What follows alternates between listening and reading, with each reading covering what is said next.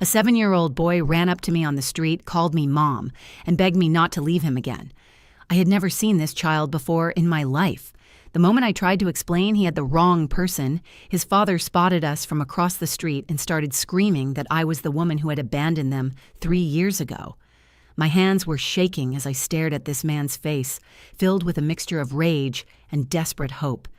He was running toward us, and I knew my life was about to change forever. What I discovered that day about my own identity shattered everything I thought I knew about my family. My name is Lydia Pemrose, and I'm 28 years old. I work as a veterinary technician here in Portland, Oregon, and I've always been the type of person who helps others without asking questions. I was adopted when I was 3 years old by two of the most loving people on earth, Camille and Braden Pemrose.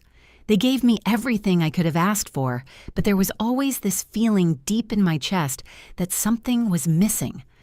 I used to have these dreams as a kid about another little girl who looked just like me, but my parents said it was just my imagination. I thought I had made peace with never knowing where I came from or if I had any biological family out there. I was wrong. Dead wrong. And the truth would find me in the most unexpected way possible on an ordinary Tuesday evening that turned into the most extraordinary night of my life.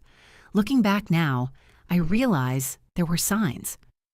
Little things that should have made me question everything, the way strangers would sometimes do double takes when they saw me, like they recognized me but couldn't place where from, the way I would catch glimpses of someone in my peripheral vision and turn around to find no one there. My adoptive mom once mentioned that when they found me at the children's home, I kept asking for my other me, but they thought I was just confused from the trauma. I wasn't confused. I was missing half of myself, and I didn't even know it. That Tuesday evening, walking home from work in my scrubs, tired from a long day of saving animals, I thought the hardest part of my day was behind me. I had no idea that in less than 5 minutes, a little boy would run into my life and turn everything upside down. It was one of those typical Portland evenings where the air feels crisp and clean, with that familiar scent of rain that never quite arrives. I had just finished a 12-hour shift at the downtown animal clinic, and honestly, I was exhausted.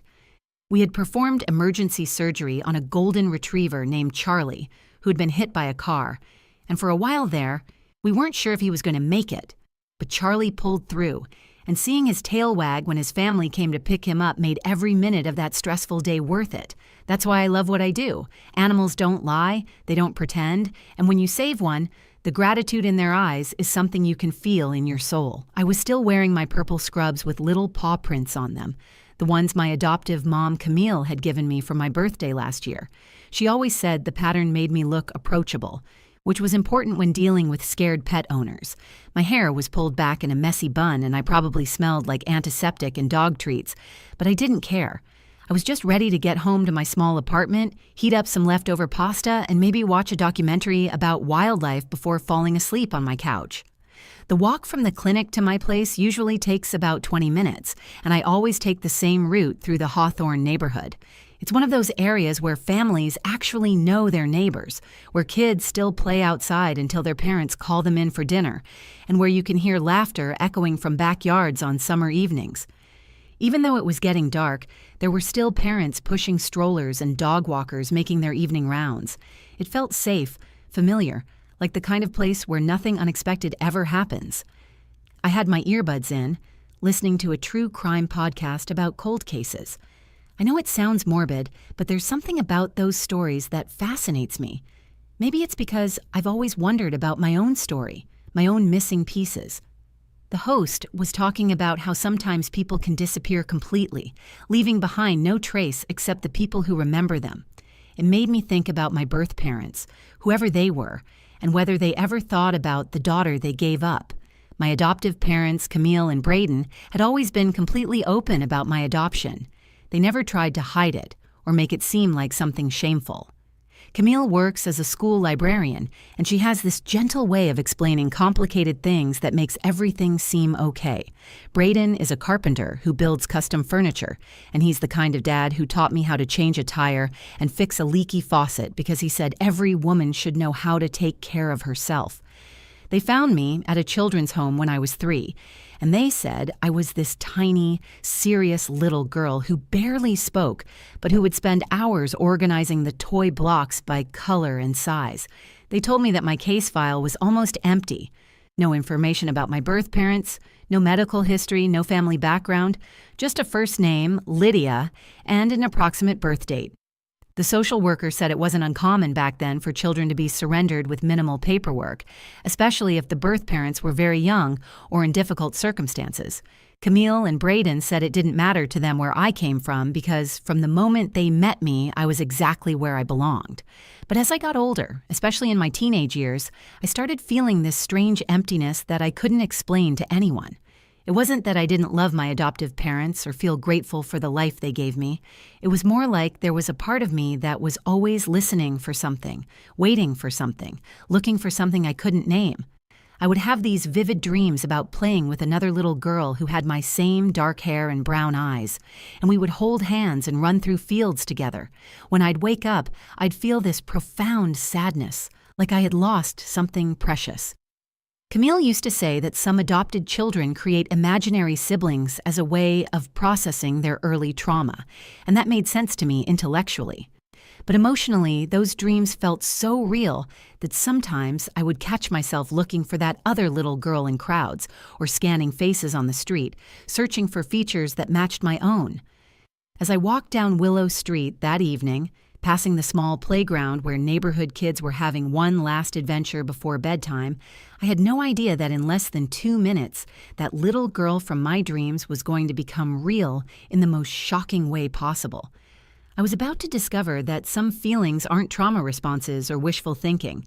Sometimes they're your soul recognizing what it has lost. As I rounded the corner onto Willow Street, I could hear the sounds of children playing at the small neighborhood playground.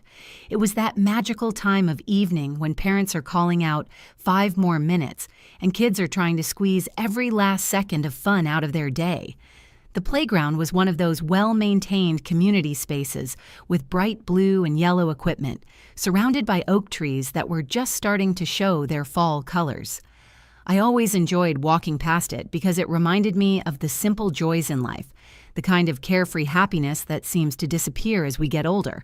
I was about to pull out my phone to check if I had any messages when I heard rapid footsteps behind me. Before I could turn around, something small and warm crashed into my legs with surprising force. I looked down to see a little boy who couldn't have been more than 7 years old, with messy, dark brown hair and the biggest, most desperate brown eyes I had ever seen. His face was streaked with tears, and his small chest was heaving like he had been running for a long time. "Mom, please don't leave again," he sobbed, wrapping his thin arms around my waist so tightly that I could barely breathe. "I've been good. I promise I've been good. I cleaned my room and I ate all my vegetables, and I didn't fight with anyone at school." My heart immediately went out to this child, but I was completely confused. I gently placed my hands on his shoulders and tried to create a little space between us so I could look at his face properly.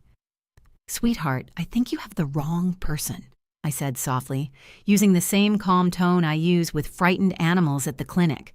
"I'm not your mom. My name is Lydia, and I don't have any children." But instead of letting go, the boy looked up at me with an expression that made my stomach drop.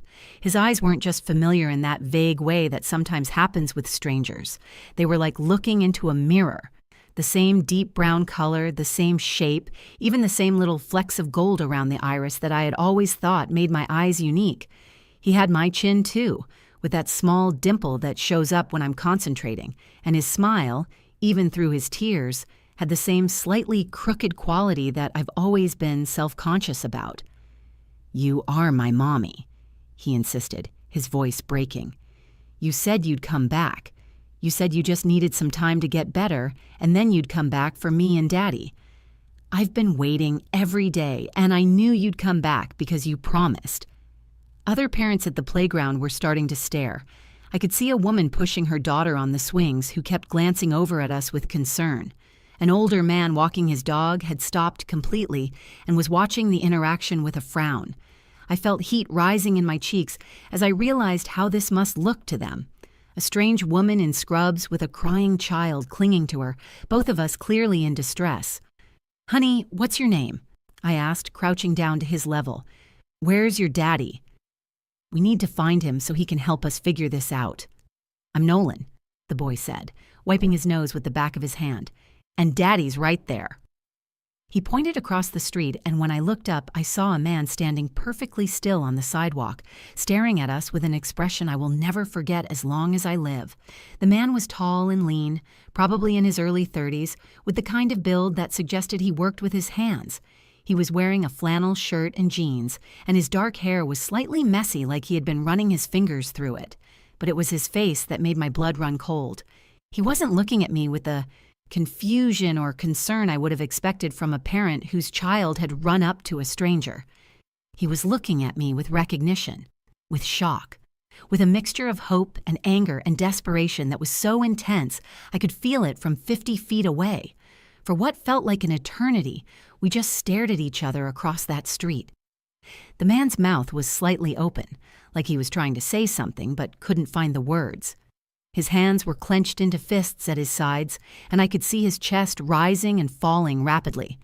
Then, without warning, he started walking toward us. Not walking, running. "That's her!" he shouted, his voice carrying across the evening air with a raw intensity that made several people stop and turn. "That's the woman who left us." That's when I knew this wasn't a case of mistaken identity.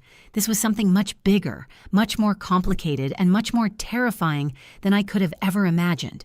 The man was crossing the street now, moving with the kind of determined urgency that made my heart race. I could see the raw emotion on his face, a combination of anger, hope, and something that looked like years of accumulated pain all mixed together. Nolan was still clinging to my waist, and I could feel his small body trembling against me. Every instinct in my body was telling me to run, to get away from this situation that was spiraling completely out of control. But something deeper, something I couldn't explain, was telling me to stay. "Listen to me carefully, Nolan," I said, keeping my voice steady even though my hands were shaking. "I need you to look at my face really closely. Look at my eyes, look at my nose, look at everything. Are you absolutely 100% sure that I'm your mommy?" Nolan pulled back slightly and studied my face with the intense concentration that only children can manage. He reached up with one small finger and traced the scar above my left eyebrow, the one I got when I fell off my bike when I was 8 years old. His touch was gentle, almost reverent, like he was trying to memorize every detail. "You have the same hurt mark," he whispered, "and your eyes get crinkly in the same place when you're sad, and you smell like the soap that makes everything clean." His lower lip started to quiver again. "But your voice sounds different, softer, like you're not angry anymore." Before I could process what he meant by that, the man reached us. Up close, I could see that his face was weathered in a way that suggested he had been through something difficult. His eyes were red-rimmed like he hadn't been sleeping well, and there were lines around his mouth that seemed too deep for someone his age. When he looked at me, I felt like I was being examined under a microscope. "I don't know what kind of game you think you're playing," he said, his voice tight with controlled emotion. "But you can't just show up here after 3 years and act like nothing happened. Do you have any idea what you put this boy through? What you put me through?" "Sir, I think there's been a mistake," I said, standing up slowly while keeping one hand on Nolan's shoulder. "My name is Lydia Pemrose. I've never seen you or your son before in my life. I think your son has confused me with someone else." The man let out a bitter laugh that had no humor in it whatsoever. "Confused you with someone else? Lady, you're standing here with the exact same face, the exact same voice, the exact same everything as the woman who walked out on us 3 years ago. You think I wouldn't recognize the mother of my child?" That's when it hit me. The dreams, the feeling of missing something, the way strangers sometimes stared at me like they knew me. My adoptive mother's comment about me asking for my other me when I was little. All those pieces suddenly started forming a picture that was so impossible, so unthinkable, that my mind initially rejected it completely. "What's her name?" I asked, surprised by how steady my voice sounded. "The woman who left you. What's her name?" "Celeste," he said, watching my face carefully for any reaction. "Celeste Pemrose. Although I guess you probably changed your last name when you decided to disappear and start over somewhere else. The world seemed to tilt sideways. Pemrose was my last name, the name my adoptive parents had given me. But I had never heard the name Celeste before in my life. And yet when he said it, something deep in my chest responded like a tuning fork being struck. "I need to sit down," I said, and it wasn't a request. My legs were suddenly feeling unsteady, and I was worried I might actually faint right there on the sidewalk. "And I need you to show me a picture of her." Of Celeste. The man, who I now realized must be Kieran, looked at me with suspicion mixed with something that might have been hope. "Why would you want to see a picture of yourself?" "Because I'm adopted," I said, the words coming out in a rush. "I was adopted when I was 3 years old, and I have no memory of my biological family. If this woman looks like me, if she has the same last name as me, then maybe we're related somehow. Maybe we're sisters." Kieran stared at me for a long moment, then slowly pulled out his phone. His hands were shaking as he scrolled through his photos. "Sisters," he repeated quietly, like he was testing the word. Celeste used to have dreams about a sister. She said she always felt like half of herself was missing. When he turned the phone toward me, I thought I was looking at a photograph of myself. The photograph on Kieran's phone made my knees buckle.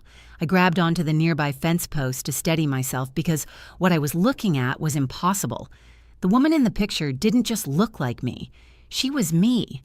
Same dark brown hair falling in waves just past her shoulders. Same deep brown eyes with those gold flecks that caught the light. Same slightly crooked smile that I had always thought made me look asymmetrical in photos. Even the small scar above her left eyebrow was in the exact same spot as mine, though hers looked slightly more faded. "This is Celeste," Kieran said, his voice barely above a whisper. "This was taken about 4 years ago, right before Nolan was born." I stared at the photo, my mind trying to process what I was seeing. The woman was wearing a blue sundress and laughing at something off camera. Her hand was resting on a very pregnant belly, and she looked happy in a way that seemed to glow from the inside out. But there was something in her eyes, even in that moment of joy, that looked familiar. It was the same expression I saw in my own mirror sometimes, that sense of searching for something, of being incomplete. "That's impossible," I breathed. "That's literally impossible." "She used to talk about dreams," Kieran continued, scrolling to another photo. "Dreams about playing with another little girl who looked exactly like her. She said they would hold hands and run through fields together, and when she woke up, she would cry because she felt like she had lost something precious." My heart stopped. Those were my dreams. Word for word, those were the exact dreams I had been having since I was a child. Dreams that my adoptive parents had dismissed as trauma responses or childhood imagination. "Show me another picture," I said, my voice coming out hoarse. Kieran swiped to a different photo, this one showing Celeste holding a newborn Nolan in a hospital bed. Even exhausted and emotional from giving birth, the resemblance was undeniable. It was like looking at myself in an alternate timeline, a life I could have lived if different choices had been made. "We were so happy then," Kieran said, his voice thick with emotion. "She was an amazing mom for the first few years. She would sing to Nolan every night, these lullabies she said she remembered from when she was little. She made up stories about magical twins who could find each other no matter how far apart they were. But then she started getting depressed, really depressed. She said she felt like she was living someone else's life, like she was supposed to be somewhere else, with someone else." Nolan, who had been quietly listening to this conversation, tugged on my scrub top. "Mommy used to cry a lot," he said in a small voice. "She would look in the mirror and talk to someone who wasn't there. She called her sister. Daddy thought she was making it up because she was sad." "I didn't know what to do," Kieran continued. "She started having panic attacks, saying she could feel someone calling for her, but she didn't know where to find them. She would wake up in the middle of the night and go outside like she was looking for something. I tried to get her help, but she said no doctor could fix what was wrong with her because the problem wasn't in her head. It was in her heart." I felt tears rolling down my cheeks, and I didn't even realize I was crying. "What happened to her? Where did she go?" Kieran's face crumpled. "One morning, about 3 years ago, I woke up and she was gone. She left a note saying she couldn't be the mother Nolan deserved because she was only half a person. She said she had to find her other half before she could be whole enough to love anyone properly. She promised she would come back when she figured out how to fix herself. "Have you heard from her since?" I asked, though I was afraid of the answer. Nothing. Not a phone call, not a text message, not even a postcard. It's like she vanished completely. Kieran looked at me with desperate eyes. "But you're here now. You're real," which means she was right all along. She wasn't crazy or making things up. She really did have a twin sister. The weight of this revelation hit me like a physical blow. I had a sister, an identical twin sister who had been struggling with the same inexplicable emptiness that I had felt my entire life. A sister who had given birth to this beautiful little boy and then disappeared because she felt incomplete without me. "I need to find her," I said, the words coming out with absolute certainty. "We need to find her together." Kieran nodded, tears streaming down his face. "Her full name is Celeste Marie. She was born in Seattle, but we don't know much else about her early life. She was adopted too, but by a family who moved around a lot." Nolan looked up at me with those familiar brown eyes. "Are you going to help us bring Mommy home?" "Yes," I said, picking him up for the first time. "We're going to bring her home." Finding Celeste became my obsession over the next 3 weeks. I took time off work and threw myself into the search with the same determination I brought to saving animals at the clinic. Kieran and I spent hours at coffee shops with laptops, spread across tables, scrolling through social media profiles, calling rehabilitation centers, and following every lead we could find. Nolan would sit between us, coloring in his activity books while we made phone calls and searched databases. The first breakthrough came when I called my adoptive parents and told them everything. Camille started crying before I even finished the story. She admitted that when they adopted me, the social worker had mentioned there might have been another child, but the records were sealed, and they were told that sibling placements were extremely rare. Braden drove over immediately with a box of my childhood belongings that I hadn't seen in years. Inside, we found drawings I had made as a little girl. Picture after picture of 2 identical stick figures holding hands, always with the same dark scribbled hair and big circular eyes. "You drew these constantly," Camille said, wiping tears from her cheeks. "Every time we gave you paper and crayons, you would draw the same 2 little girls. When we asked you about them, you would say you were drawing yourself and your sister who lived far away." Kieran pulled out his phone and showed my parents photos of similar drawings that Celeste had made as a child. Her adoptive family had kept them too, thinking they were just the products of an imaginative little girl. The similarities were impossible to ignore. Same positioning, same details, even the same way we both drew tiny hearts floating above the figures' heads. The second breakthrough came from an unexpected source. I had posted on several online adoption reunion groups, sharing Celeste's photo and our story. A woman named Janet from Portland reached out to say she had been a nurse at a rehabilitation center in Seattle and remembered treating a young woman who looked exactly like me about 6 months ago. She said the woman had been quiet and kept to herself, but she distinctly remembered her talking about having dreams about a sister. Kieran and I drove to Seattle the next day. The rehabilitation center, called New Horizons Recovery, was a clean, modern facility surrounded by gardens and walking paths. The director, Dr. Martinez, was initially hesitant to share any information due to privacy laws, but when I showed him my identification and explained that Celeste was my identical twin, he made an exception. She completed our 90-day program. Dr. Martinez told us in his office. She was one of our most dedicated patients, very quiet, very focused on her recovery. She talked often about needing to get clean so she could find her way back to her family. She specifically mentioned having a son and feeling like she had failed him. My heart raced. Is she still here? Can we see her? Dr. Martinez shook his head. She graduated from our program 2 months ago, but she did leave a forwarding address. She's working at a flower shop in Bellingham and living in a small apartment above the store. The drive to Bellingham felt like the longest 2 hours of my life. Kieran was gripping the steering wheel so tightly that his knuckles were white, and I kept checking my reflection in the passenger mirror, wondering what Celeste would think when she saw me. Would she recognize me immediately? Would she believe that I was real? The flower shop was called Blooming Hearts, and it was exactly the kind of place I would have loved to work in myself. Bright, cheerful, filled with the most beautiful arrangements I had ever seen. When we walked through the door, a bell chimed softly, and a voice from the back called out, "I'll be right with you." When Celeste emerged from the storage room, carrying a vase of white roses, time seemed to stop completely. She looked up, saw my face, and dropped the vase. It shattered on the floor, sending water and glass and flower petals everywhere, but neither of us moved to clean it up. We just stared at each other across that small shop, two identical women who had been searching for each other their entire lives. "Lydia," she whispered, and I had no idea how she knew my name.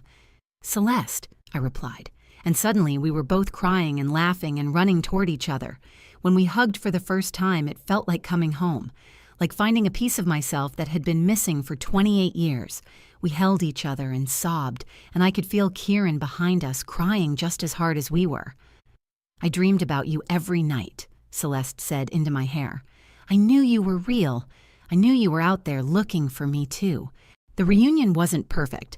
Celeste had to deal with the guilt of leaving Nolan, and I had to process the reality of suddenly having a sister who needed support and understanding. But 6 months later, we're building something beautiful together. Celeste moved back to Portland and is working at my clinic now. She and Kieran are taking things slowly, rebuilding their relationship one day at a time. And Nolan has both his mother and his aunt, which he says makes him the luckiest kid in the world. I learned that family isn't just about blood or genetics. It's about showing up, staying present, and choosing to love people through their messiest, most difficult moments. Sometimes the people we're meant to find are looking for us too, and sometimes the missing pieces of ourselves are walking around in the world, just waiting for the right moment to come home. If this story touched your heart, please share it with others who might need to hear it. Leave a comment below telling me about your own experiences with family, adoption, or unexpected reunions. And don't forget to subscribe to the channel for more real-life stories that remind us we're all more connected than we think.